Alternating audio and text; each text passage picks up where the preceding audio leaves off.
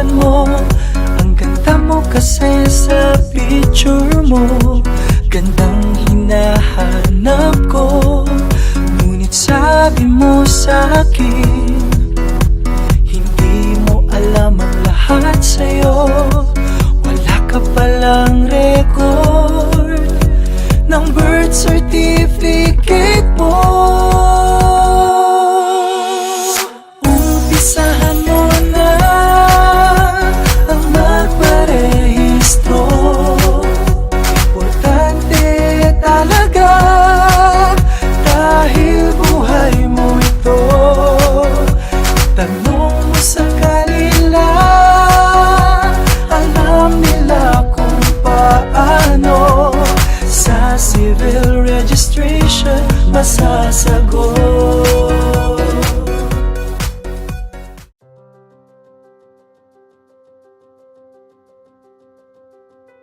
The challenge of civil registration in the Philippines is how do we do the proper documentation and reporting and digitizing of our civil registration documents, given that we are a big country.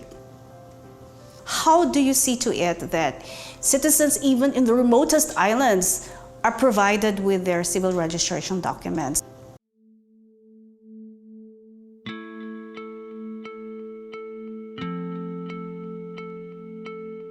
Agency Profile. The Central Statistical Agency of the Philippine Government, known as PSA or Pangasiwaan ng Estatistika ng Pilipinas, gather, compiles, analyzes, and publishes statistical data on the economic, social, demographic, political, and general affairs of the Filipino people. We have different indigenous peoples groups that usually don't have access to internet. The holistic approach that the partnership with UNICEF is giving the government is really the end-to-end services, which starts with the registration of the document, birth or marriage or death, to digitizing, to ensuring security and integrity of the system, to accessibility of documents, to advice, to additional other support that UNICEF provides us. We now have a 9-story building in the central office that houses our central office partnership with UNICEF on civil registration. And this was built by UNICEF. Nowadays, our citizens, our public demand the best service. And so UNICEF, with our frontline services, has designed standard look and feel in all outlets, addressing the need for more space for citizens to be in while waiting, a good atmosphere, and the facilities that they need while they're there. The vision really is that some citizens can go straight to the kiosk and have faster release of the document they need. This is really similar to what we have now in airports, where you have self-service kiosks to print your boarding pass. Of course, kiosks for civil registration documents will not be as simple as printing your boarding pass. The Philippine Statistical Authority or PSA logo represents the organization's dedication to delivery timely, accurate statistic required for decision in all spheres of Filipino life. It embodies the PSA objective to provide timely, accurate statistic and civil registration service for equitable development and enhanced quality of life for all, as well as its vision to be world-class authority on quality statistic and civil registration.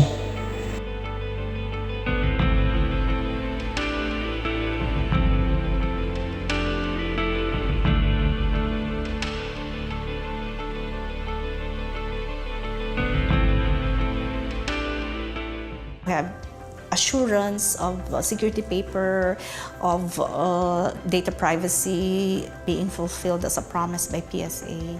PSA now has digitized 160 million records on civil registration.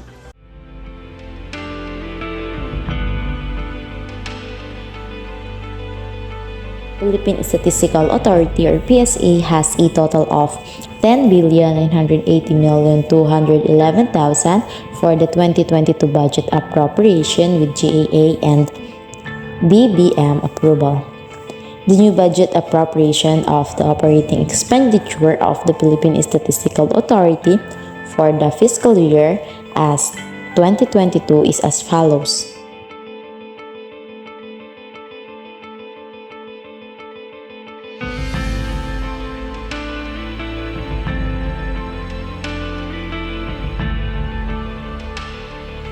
Philippine Statistical Authority or PSA has a total of 8,582,777,000 for 2021 budget appropriation with GAA and BBM approval.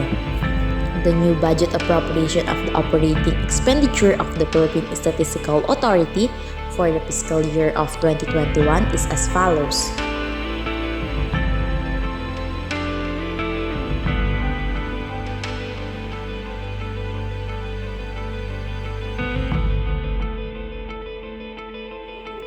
Philippine Statistical Authority or PSA has a total of 9,312,629,000 for 2020 budget appropriation with GAA and BBM approval. The new budget appropriation of the operating expenditure of the Philippine Statistical Authority for the fiscal year of 2020 are as follows.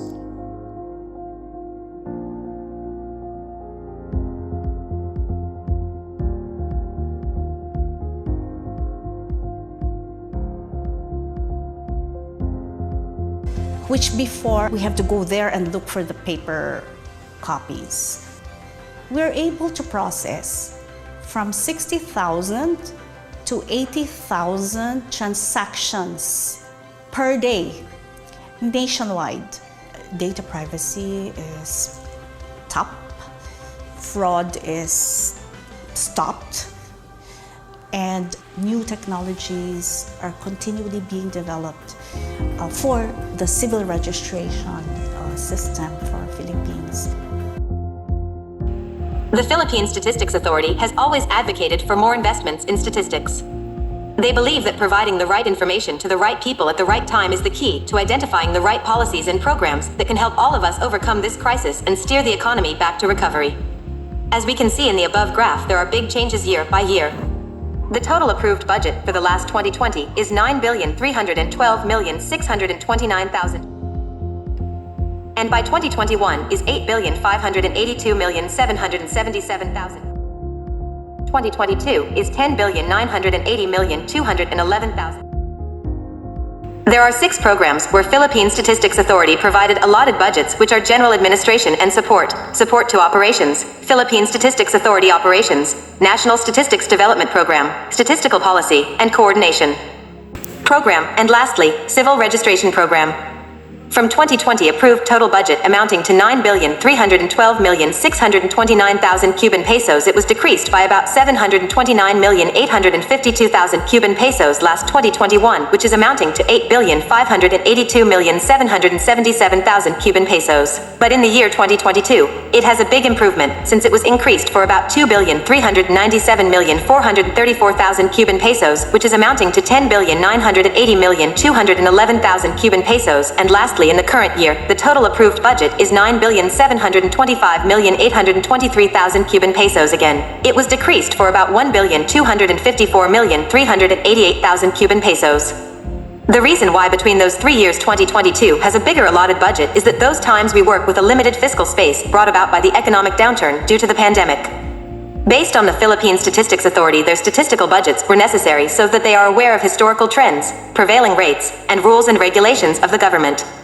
This awareness will help them strengthen the linkage between statistical planning and budgeting and continually allocate funds to whichever programs/projects will be most beneficial for the PSS.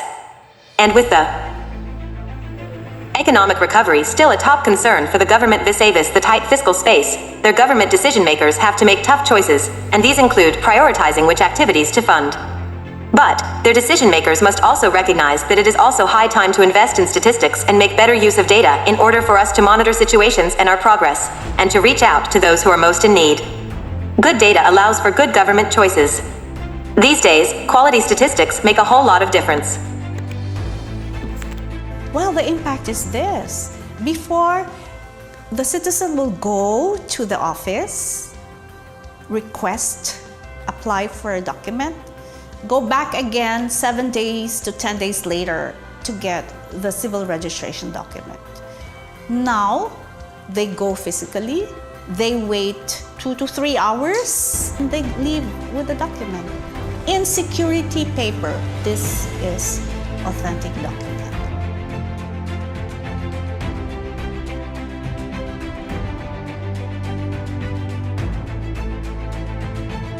100% of the proposed Tier 2 budget of CHED amounting to 25,345,680 is being recommended. 100% of the proposed Tier 2 budget of POPCOM amounting to 19,961,200 is being recommended. The proposed Tier 2 budget of DER amounting to 2,250,000 is being recommended. 100% of the proposed Tier 2 budget of DENR amounting to 582,153,000 is being recommended. 100% of the proposed Tier 2 budget of DICT amounting to 21,402,000 is being recommended. 100% of the proposed Tier 2 budget of DOE amounting to 66,387,447 and 1600s is being recommended. 100% of the proposed Tier 2 budget of DOH amounting to 1 million is being recommended.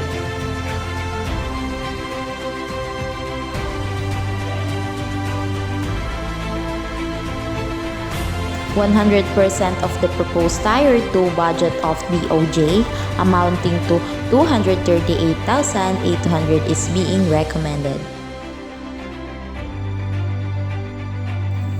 100% of the proposed Tier 2 budget of DOTR amounting to 10,500,000 is being recommended.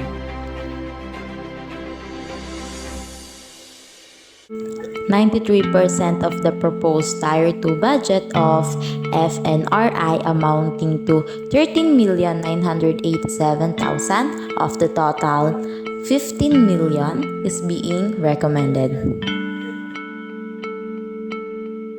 100% of the proposed Tier 2 budget of PIDS amounting to 51,799,281 is being recommended. 93% of the proposed Tier 2 budget of PSRTI amounting to 135,174,500 is being recommended. 100% of proposed Tier 2 budget of PSA amounting to 5,513,397,000 is being recommended. The overall recommendation in Tier 2 is 6,443,596 and 6100s, in total of 6,454,696 hundreds. So there is good relationship with the public in general, with the better service, the faster, more accessible, more documents with integrity.